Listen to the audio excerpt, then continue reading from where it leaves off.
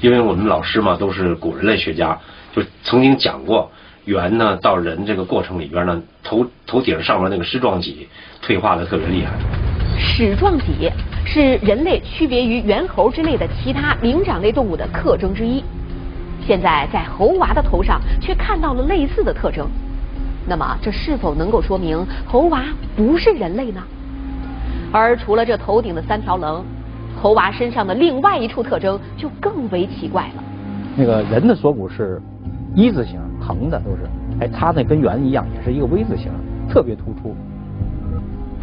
疑似矢状脊的3条棱，V 字形的锁骨，那么猴娃到底是人、是猿，还是传说中的野人后代呢？到此，王方辰意识到自己已经解答不了了，也许只有请出这个人才能够解开猴娃的身世之谜。那么这个人是谁呢？就是他，中国科学院古人类学家袁振新。很惊奇啊，就是不穿衣服，冬天下雪天也不穿衣服，不会说话，哎，好像头上还有一块肉疙瘩，矢状肌嘛，就是这样。这猿类它有的嘛，可是呢，身体呢像人，哎，他说是不是这真正是野人啊，跟人的杂交啊？仔细的看了猴娃的视频，袁教授也不由得被深深吸引了。很快，他就从视频上找出了猴娃类似猿类的新的、更重要的特征。我们人的脑袋从耳朵上都很高，像个小的排球形；猿人是一个馒头形。那么他呢，这个脑袋小，看到脑袋小，面骨很正常，牙齿跟人像，但是看出来那个从耳孔往上走，他很矮。我说这个就很稀奇，但是呢，我觉得呢，这个东西不能做结论。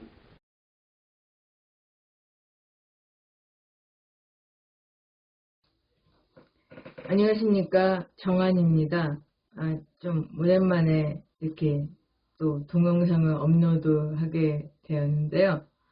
오늘 준비한 이야기는 중국어로 이제 발음을 하면 호와라는 건데요. 그러니까 그 원숭이 라는 의미가 있고, 그러니까 원숭이 인형이라는 의미도 직역을 할 수 있거든요, 한자로. 근데 또 다른 말로 말을 하면 우랑우탄이라는 말로 또 해석이 된다고 해요. 그게 왜 그러냐면 이제 제가 바이두 이제 중국 사이트로 그 사진을 봤는데, 그 호와라는 그 인물에 대한 그 사진들을 보니까 거의 다 우랑우탄을 이제 닮은 모습이에요. 근데 이거는 또 다르게 얘기하면은 꼭 구석기, 신석기 시대에 살았던 사람들 같이 또 연상이 되기도 하고요. 자, 이야기를 하자면, 근데 이제 제가 설명을 잘 하기가 조금 힘들어서 이렇게 사진들을 많이 올리면서 말씀을 드릴까 합니다. 한국에서도 이런 모습들의 그 사람들도 있다고 해요. 근데 저는 실제로 뭐 아니면 방송국에서나 뭐 이런 본 적이 없어서 좀 저는 좀 신기해 하면서 이걸 준비를 했거든요. 근데 그러니까 신기하다고는 생각하지 않을 수 있는데, 그냥 제 딴에는 조금 특이한 이야기인 것 같아서 이렇게 준비를 해왔습니다. 아무튼 이제 먼저 이제 중국 내에서 제일 많이 알려져 있는 인물을 얘기를 하자면, 증번승이라는 인물인데 1957년도에 태어났고 1989년도에 사망한 사람입니다. 그러니까 32살 된 나이에 이제 세상을 떠난 거죠. 이 인물은 허베이성 장나현 그 증시 집성촌에서 거주했고요.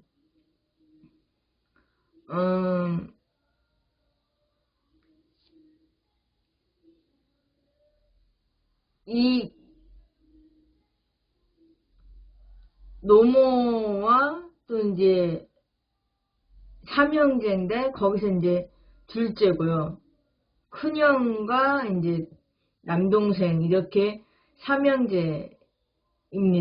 그래서 이제 큰형인 등병룡의 말에 의하면 그 손바닥, 뒷덜미, 뭐 엉덩이 뒤에 길다란 검은 털이 나 있고요. 그리고 자라면서 정상인과 달리 신체를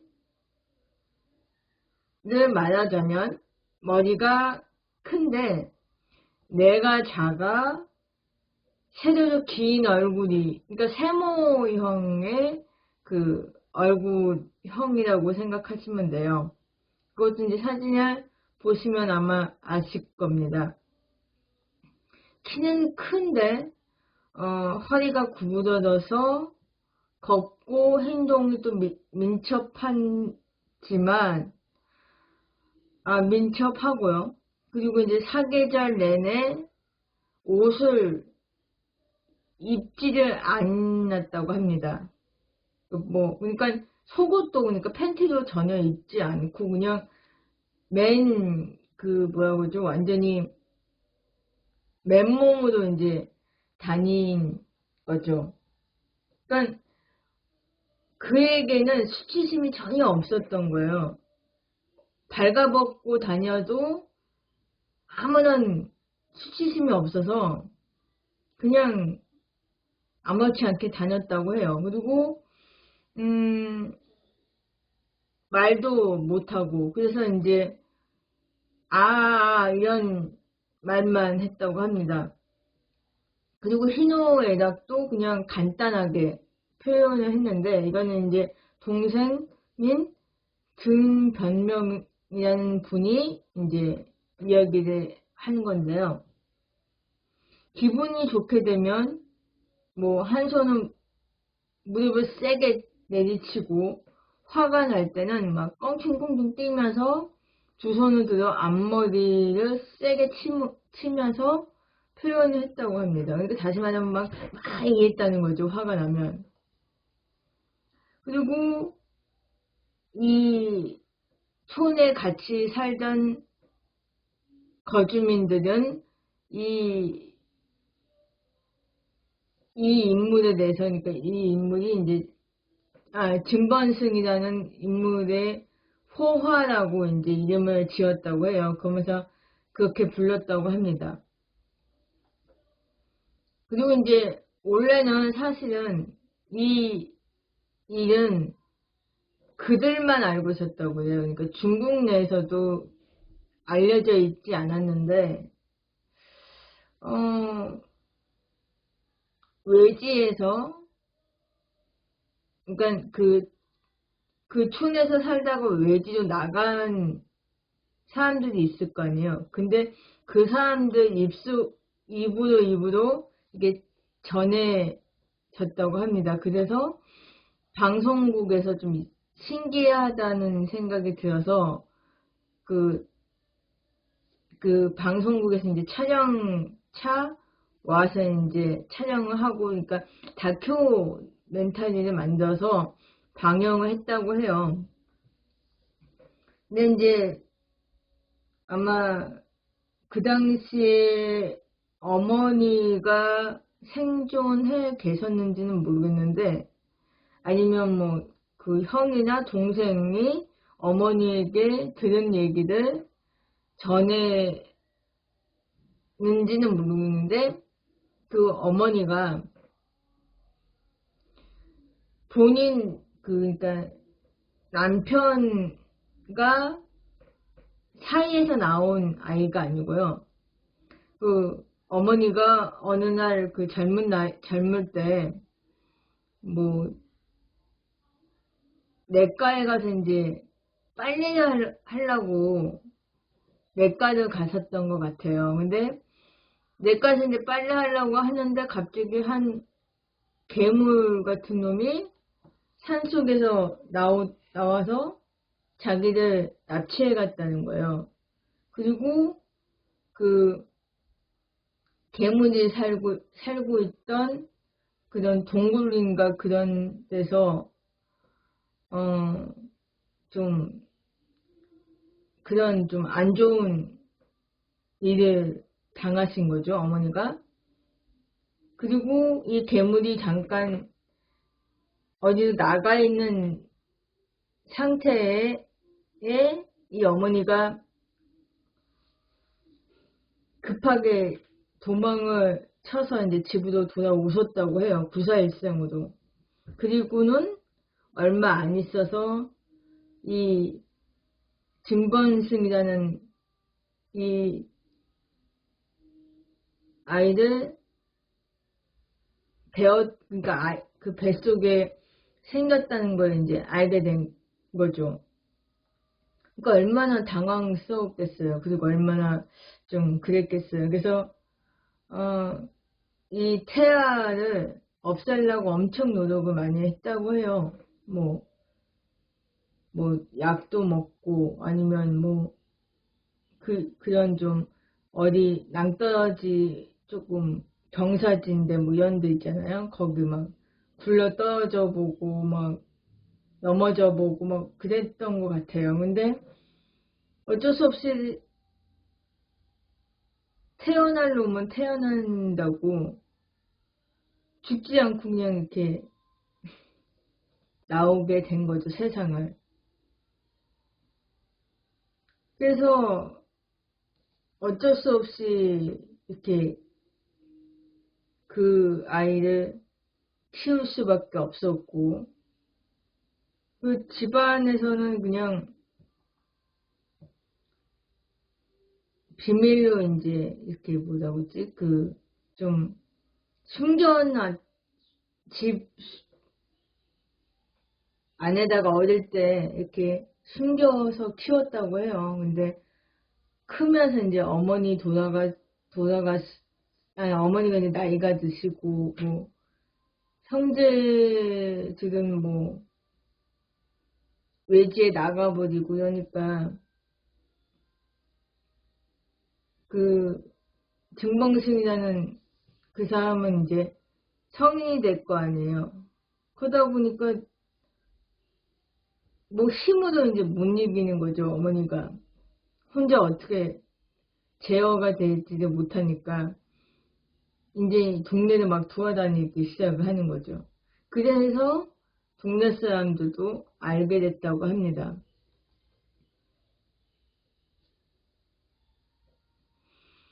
그래서 근데 이제 방송국에서도 이제 그게 말이 좀 이상하잖아요. 뭐 괴물한테 납치가 돼서 아이를 임신을 해서 저런 애가 났다. 좀 과학적으로 현대 사회에서는 좀 이해할 수 없는 이상한 이야기인 것 같아서 DNA를 한번 조사를 해보자라고 이제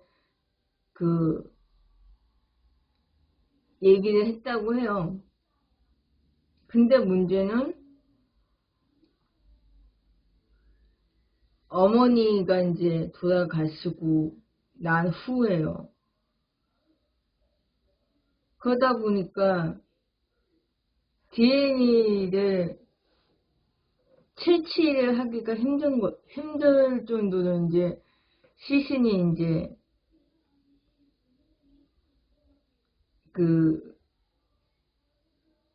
없어진 것 같아요. 그래서 어떻게 죄송합니다. 이 말을 잘못했네요. 또 다른 거 생각을 하다가 죄송합니다. 어머니의 시신과 그 등병승, 그 다음에 형제들 이렇게 해서 DNA를 이제 검사를 했다고 합니다. 자, 근데 검사를 하고 나서 딱 보니까 이 어머니가 거짓말을 하신 것 같다는 생각이 들어요. 왜 그러냐면 결론만 말씀을 드리면 돌연변이로 소뇌증 환자인 것 추정이 되는 결과가 나왔다고 합니다.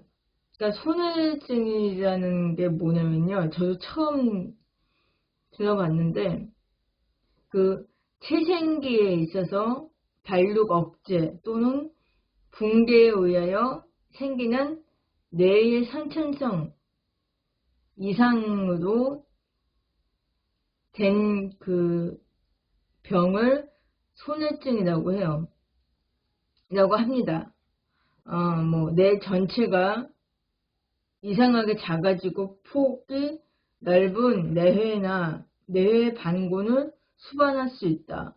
이래서 이제 거의 머리가 원래 일반 머리가 이런 원형인데 아니면 이렇게 계란형이 이런 스타일인데 그런 소뇌증 환자 같은 경우는 뇌가 이렇게 되는 거죠. 그러니까 이제 세모형이라고 생각하면 돼요. 여기가 이렇게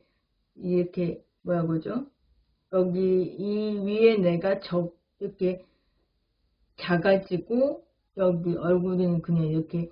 그러니까 사진 보시면 알 것 같아요. 제가 설명을 조금 못하겠네요. 그러니까 아무튼 이런 식으로 이제 이 뇌가 작음으로 그 정상적인 생활도 못한다고 합니다. 그러니까 좀 심한 경우에는 누워만 있다가 오래 살지 못하고 세상을 떠나는 상황이 많다고 해요. 그리고 이런 스타일의 사람도 있고요. 근데 중국에서 이제 증번승이라는 이 인물 말고도 또 있었다고 해요. 1939년생인 서은보라는 남자가 있는데 이 사람은 이제 1962년도에 사망을 했고요. 그러니까 23살쯤에 세상을 떠난 거죠. 근데 이 사람의 기록은 있지만 당시 상황으로 인해 다들 쉬쉬하는 바람에 알려진 것은 거의 없는 인물이고 그냥 저런 인물만 있었다는 사실만 존재하고 있었다고 합니다. 그래서 이렇게 사진도 조금 이렇게 흐릿해갖고 잘 분간이 안 되는 그런 얼굴 하나 사진이 있긴 있어요. 근데 딱 그 한 장만 존재하는 인물이 서은보라는 인물이고요. 그 다음에 이제 세 번째 인물이 한 명이 더 있는데 이 인물은 그 진수영이라는 노인 분이 15세 당시에 부모의 주선위도 6살 연상인 이종사촌 오빠와 혼인을 하셨다고 해요. 그러니까 이제 좀 이렇게 중국에서는 엄청 외진 시골 같은 경우는 이렇게 외지에 나오기도 힘들고 외지 사람들이 들어가기도 힘들고 이런 곳이었기 때문에 거의 그 결혼하는 경우도 거의 그 사촌은 좀 피했던 것 같지만 먼 친척 뭐 이런 관계에서도 결혼도 했었다고 해요. 뭐 우리나라 한국도 옛날 아주 고대 역사 사건을 보면은 그런 결혼을 했던 분들도 많잖아요. 그런 식이죠. 아무튼 1940년대에 결혼을 하셨던 분이니까 그럴 수도 있죠. 그러니까 아무튼 1946년부터 이 진수영이라는 분은 아이를 낳기 시작을 했고요. 총 7명의 자녀. 한 명의 아들은 어릴 때 그냥 요절을 했고, 그중 한 명의 아들, 그다음 2명의 딸이 그 소뇌증 환자, 그러니까 호화입니다. 당연히 이 사람들도 증반승 같이 말을 전혀 못하고요. 사람들의 그 대화도 전혀 못하는 거죠. 그러니까 말을 들어도 그게 뭔 말인지 이해는 못하고 본인들도 말 못하니까 이게 소통이 전혀 되지가 않는 거죠. 그리고 숟가락 젓가락 사용도 전혀 못하는 거죠. 그다음에 당연히 옷도 절대 입지 않으려고 했고요. 화장실 가서 대소변 보는 것도 힘들고 화장지 쓰는 법도 모르고. 근데 신기한 거는 이 진범승 같은 경우는 아무래도 어머니가 혼자 키우다 보니까 조금 힘이 좀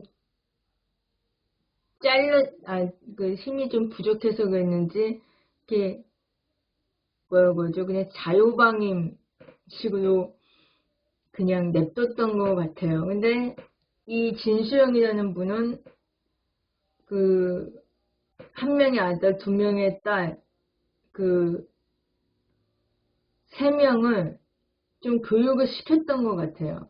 조금 노력을 많이 하셨던 것 같아요. 그래서 웬만큼은 그래도 나아졌다고 하죠. 그러니까 뭐 옷도 본인이 입기는 조금 힘들었어도 또 옷은 어머니가 입혀서 그냥 그 입고 다녔다고 해요. 그러니까 옷 벗고 다니는 게 아니라 이분들은 옷을 입고 다녔었고, 근데 문제는 옷을 본인들이 스스로 입는 게 조금 힘들었다는 거죠. 조금 오랜 시간이 걸릴 스타일이고, 그래도 그 진범승보다는 많이 좋은 거죠. 그 다음에 뭐 마마 파파, 뭐 다시 말하면 엄마 아빠 이런 정도의 말은 할 줄 알 수 있었고요. 그 다음에 대소변 처리도 본인들이 알아서 했고요. 그러니까 화장실 가서 했다는 거. 화장실 가서 대소변도 보고, 화장지도 이제 좀 그 뒤를 닦을 수 있는 그 정도의 발전을 했다는 거죠. 대단한 발전이 아닌가 생각이 들어요. 그리고 당연히 숟가락 젓가락도 사용 가능했었고, 그 다음에 설거지도 할 수 있었고, 와, 이 정도면 대단한 발전이죠. 그러니까 어머니가 얼마나 노력으로 키웠다는 걸 알 수가 있는 거죠. 그리고 이제 94살에 그 진수영이라는 분은 이제 94살에 세상을 떠났었고요. 한 명의 아들 사코우는 65세, 그 2명의 딸 나이는 이제 59세, 그 다음에 47세라는 이제 인물이 있는데,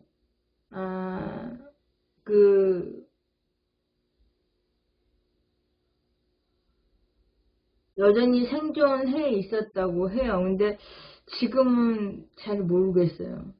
근데 꽤 오래 생존해 있는 것 같아요. 그 전 사람들 2명의 그 사람들을 생각을 하면 꽤 오래 살았고, 그 다음에 교육을 받아서 뭐 옷도 입고 말도 조금 그냥 아주 간단한 거 그래도 대단한 거지만, 그 다음에 뭐 젓가락 숟가락 사용도 했고 화장실 대소변도 받고 뭐 아무튼 이런 큰 발전을 했다는 거죠. 그래서 이제 다행히 이 분들은 정부에서 알게 돼서 죽기 직전까지는 이제 최저 생활비 지원을 해줬다고 해요. 그래서 이제 살아가는 데는 이제 어려움 없이 살게. 从古至今，母爱一直是被文人墨客高度赞颂的一个主题。但是在小编看来，那些流淌在字里行间的淡淡的温情，都比不上母亲眼角的皱纹、鬓间的白发和手上的老茧，因为这些才是母爱最直接的、最有力的见证，比任何的文字都来得实在。今天的故事主人公是一位100岁的老母亲，是湖北钟祥市扬子镇人，她叫陈秀英。那时候的婚姻都是父母之命、媒妁之言，年仅15岁的她就懵懵懂懂的被父亲做主，嫁给了21岁的表哥。婚后一个健康的儿子出生了，全家人都很高兴。但是这种美好的日子并没有持续多久，她陆续生下了1男2女3个重度智障的孩子，他们分别排行老2、老5和老8。命运可能觉得老人太苦，还好其他的4个孩子是健康的。这3个孩子的病情让陈秀英和丈夫备受打击，但是他们从来没有想着放弃他们。老人明白，如果连父母都抛弃了他们，那么这3个不会自己吃饭、不会穿衣服，甚至不会上厕所的孩子就只能等死了。他们3个只会傻笑，还怕光，常抬起手遮光，村里人因此叫他们猴娃。陈秀英和丈夫每天的生活除了田间地头，就是在家里照顾3个猴娃。他们长达50多年没有出过家门，没有添置过一件新衣服。每天起床第一件事就是给孩子们穿衣服、洗脸、做早饭，端上桌教他们怎么使用筷子。晚上还要像哄婴儿一样哄他们睡觉。几十年来从来没有睡过一个安稳觉。几十年如一日的付出，不仅周围的村民看在眼里，甚至得到了猴娃的回报。他们虽然不会说话，但是一旦有什么好吃的，尤其是老2都会冲到妈妈面前，把好吃的塞到陈秀英老人手里让她吃。2个在外面玩的不知道回家的女儿，看到父母大老远的跑过来找他们，就好像知道自己犯错了一样，乖乖的跟父母回家。陈秀英老人88岁时丈夫去世了，而此时她的3个猴娃孩子年纪也是50左右，照顾起来更吃力。但是陈秀英仍然坚持把他们放在自己身边照顾，自己再累再苦都不会假手他人。在她心里，这3个猴娃是比她还苦的人，只有看着他们在自己身边，她才会安心。